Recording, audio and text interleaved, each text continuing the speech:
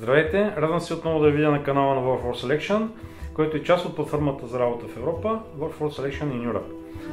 Тъй като ние не изневеряваме на нашите досега епизоди, които съм излъчвал, така че продължаваме и от тук за напред, като ще посетим следващата дестинация, която се намира в северната част на Европа.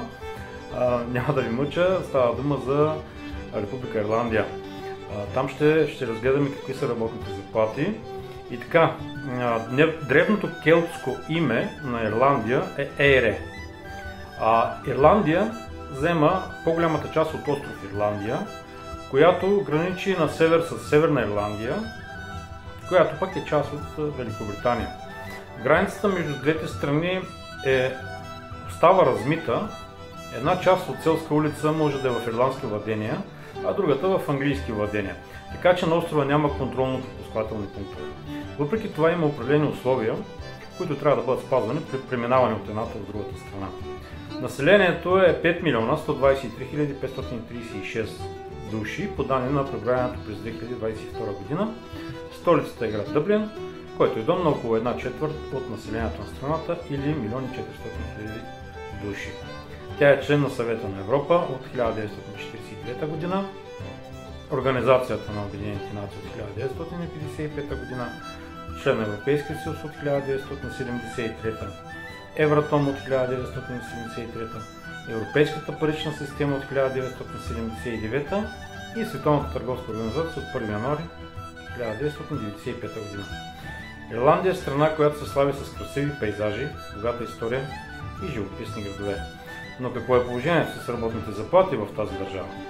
Затова в този епизод ще разгледаме в детайли минималната и средна заплата, заплащането по професии, данъците върху заплатите и разходите за живот в Ирландия.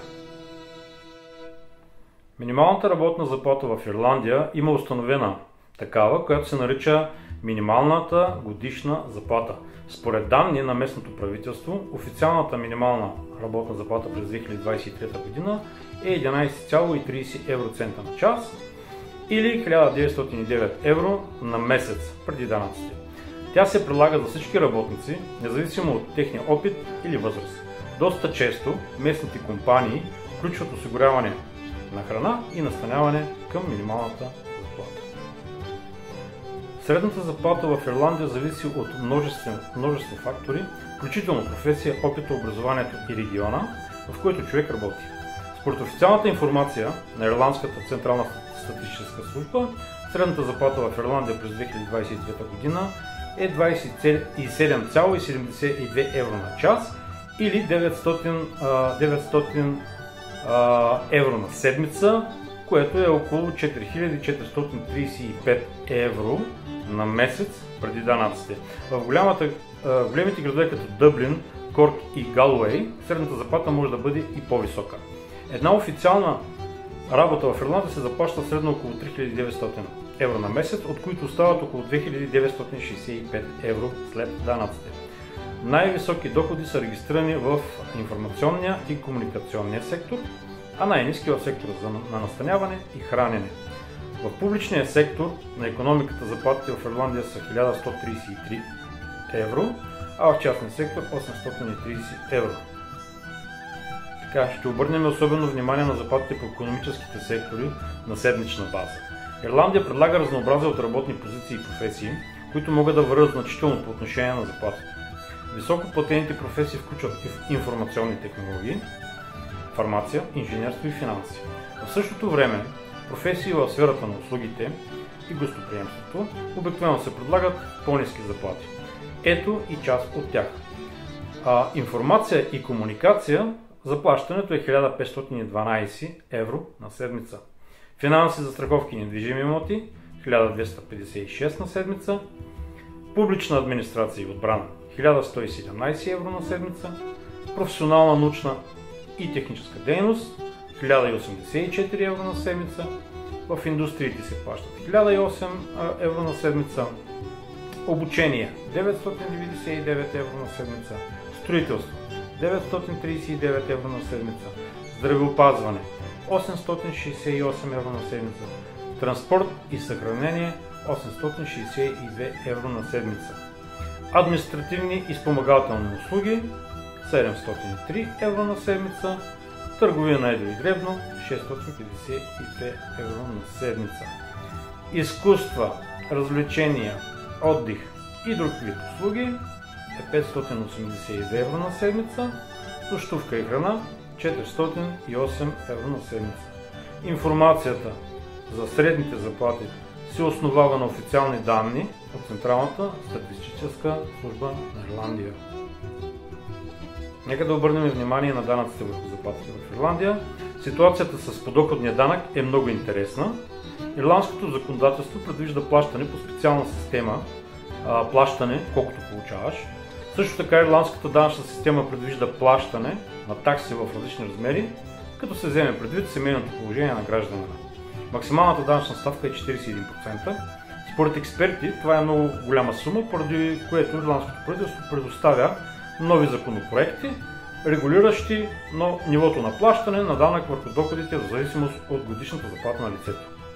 И така, според тези нововведения, максималната ставка все още се плаща само от граждани, които отговарят на следните критерии. Годишният доход на едно лице е над 32 800 евро. Заплатата на семейство с един заед е 48 850 евро. И заплатата на семейство с двама работещи е над 65 600 евро. Останалите граждани, чието доходи са под посочените суми, са задължени да плащат между 20 и 25%. Страната е доста лоялна към различните категории граждани. Тук се дават обезщетения на хора с увреждания, вдовици, майки и самотни родители. Например, хората, които са навършили 65 години, са освободени от данъци, ако доходът им е под 18 000 евро годишно. Освен това, правителството продължава да намалява лихвените проценти на данъците, което прави системата още по-удобна за гражданите на държавата. Делът на данъците в брутния вътрешен продукт на страната е 28%, като това е много добър показател. Нека разгледаме също и разходите за живота в Ирландия. Цената на живот на изумрудения остров може да варира в зависимост от начина на живот. Средните стойности са между 700 евро и стигат до 1500 евро на човек, в зависимост от това какви са месечните ви разходи, т.е. всичко е строго индивидуално. Това е така, защото разходите за живота в Ирландия включват променливи, като наем, сметки за жилища, транспорт, здраве и отдих.